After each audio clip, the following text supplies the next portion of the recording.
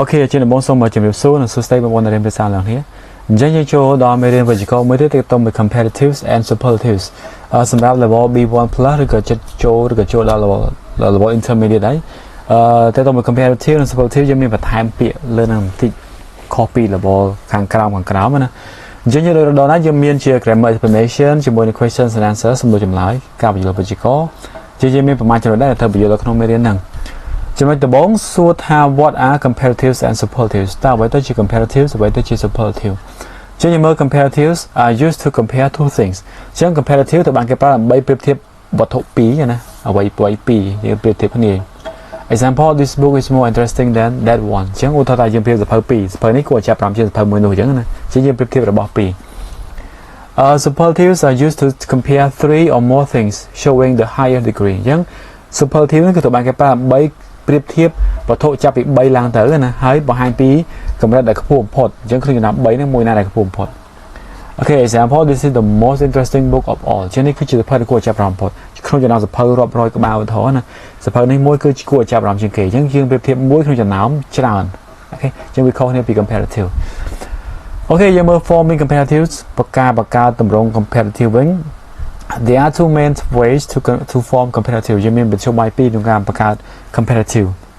ទីមួយ one syllable adjectives បើសិនបើគុណនាមមកព្យាង្គយើងមើលគេថា add er to the adjective បន្ថែម er ទៅលើគុណនាមណាឧទាហរណ៍ថា tall ទៅជា taller អញ្ចឹងខ្ពស់ទៅជាខ្ពស់ជាងអញ្ចឹងជាងហ្នឹងគឺប្រៀបធៀបហើយfast ទៅជា faster ខ្ពស់ លឿនជាងមួយទៀតគឺតកតងជាមួយនឹង if the adjective ends in e just add or បើសិនបើគុណនាមវាមាន e ស្រាប់ហើយយើងបន្ថែមតែ or ទៅឧទាហរណ៍ថា large ទៅជា larger ធំទលេជាងអញ្ចឹងណា if it ends with one consonant plus one vowel plus one consonant double the last consonant អញ្ចឹងបើសិនបើវាចូលរូបមន្ត CVC អញ្ចឹងមានព្យញ្ជនៈស្រាប់ព្យញ្ជនៈយើងតម្រួតព្យញ្ជនៈខាងចុងសិនមកយើងបន្ថែម er ឧទាហរណ៍ថា big អញ្ចឹង big វាចូលដល់ CVC ហ្នឹងអញ្ចឹងទៅជា bigger មាន g មួយទៀតអូខេOkay forming comparative បន្តទៀតយើងមើល two or more syllable ចាប់ពី2ព្យាង្គឡើងទៅវិញអញ្ចឹងចាប់ពី2ឡើងទៅយើងមើល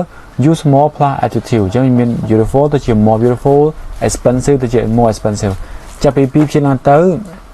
យើងប្រើ more អូខេ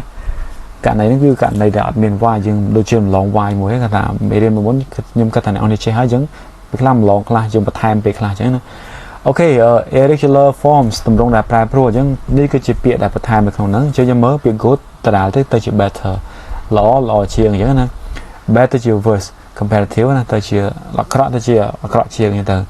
far ទៅជា farther ឬក៏ further ឆ្ងាយជាង little ទៅជា less អូខេអញ្ចឹងតិចតួចជាងmany much ទៅជា more អញ្ចឹងច្រើនជាងគឺប្រើពាក្យ more អូខេអញ្ចឹងនេះគឺជាការបន្ថែម forming superlative វិញម្ដងអញ្ចឹង superlative យើងមើលគុណនាមមកព្យាង្គគឺ add est អញ្ចឹងឧទាហរណ៍ tall ទៅជា tallest ខ្ពស់បំផុត fast ទៅជា fastest លឿនបំផុតអញ្ចឹងណាគឺក្នុងចំណោមទាំងអស់if ending in e add st អញ្ចឹងបើសិនមាន e ស្រាប់យើងថែមតែ st ទៅដល់ large ទៅជា largest ថែមតែ st ទេ Okay if ending in cvc consonant vowel consonant double the last consonant អញ្ចឹងរូបមន្ត cvc ហ្នឹងយើងតម្រួតជួយខាងចុងដូចគ្នាទៅ big ទៅជា biggestអូខេលឿន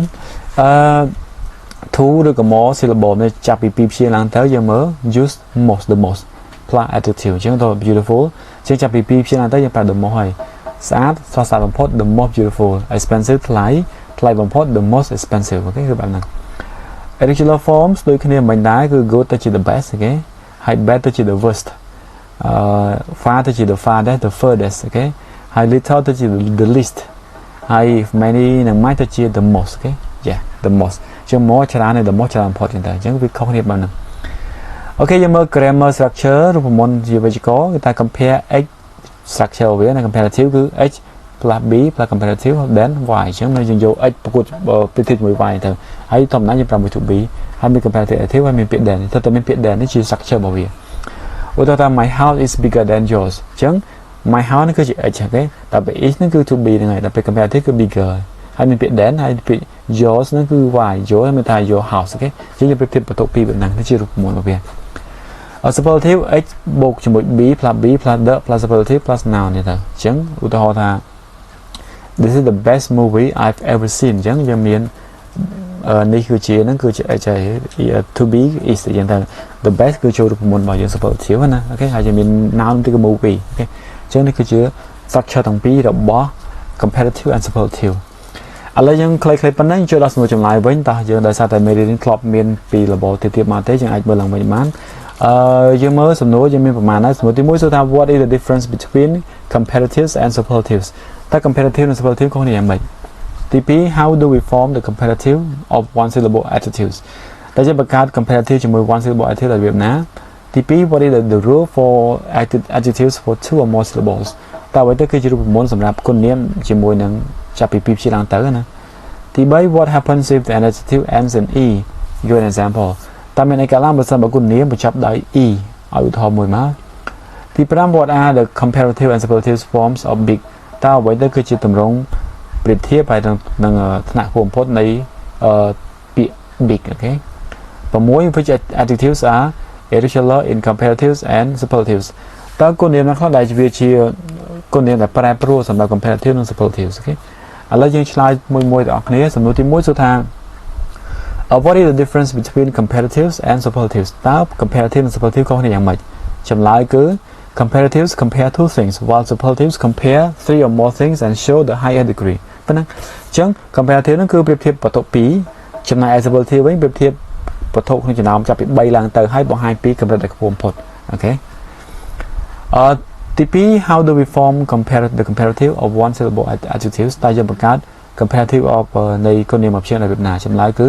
we usually add er to the adjective example tall taller អញ្ចឹងជាទូទៅយើងបន្ថែម er ទៅលើគុណនាមអូខេឧទាហរណ៍ថា tall ទៅជា taller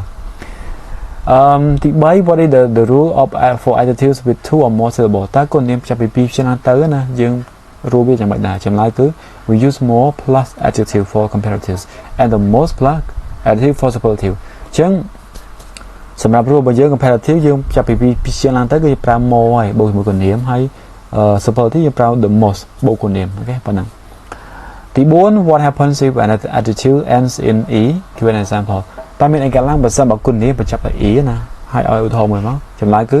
we only add or for comparatives and st for superlative អញ្ចឹងបើសិនបើគុណនាមមាន e ស្រាប់អញ្ចឹងយើងបន្ថែមតែ or ទៅសម្រាប់ប្រៀបធៀបហើយសម្រាប់ compare superlative យើងបន្ថែមតែ st ទៅ example large larger largest បែបហ្នឹងថែមតែ e ថែមតែ or និង st ទី5 what is the comparative and superlative of big តើអ្វីទៅគឺជាទម្រង់ប្រៀបធៀបនិងទម្រង់ថ្នាក់ខ្ពស់បំផុតនៃពាក្យ big ចម្លើយគឺ bigger comparative biggest superlative ប៉ុណ្ណឹងអូខេតែអ្វីដែលកត់សម្គាល់គឺមានបន្ថែម g double g អូខេទី6 which adjectives are irregular in comparatives and superlatives តើគុណនាមណាខ្លះដែលជាគុណនាមដែលប្រែប្រួលសម្រាប់ប្រៀបធៀបនឹងថ្នាក់ខ្ពស់បំផុតអូខេចម្លើយគឺយើងមាន good មាន good មាន bad មាន far little much and many អញ្ចឹង good better the best bad worse the worst far farther further the farthest and the furthest little less least the least ក៏បានដែរ much many more and the most គឺ most អញ្ចឹងយើងមានពាក្យទាំងអស់ហ្នឹងសម្រាប់ comparative ឬ superlative អូខេជា irregular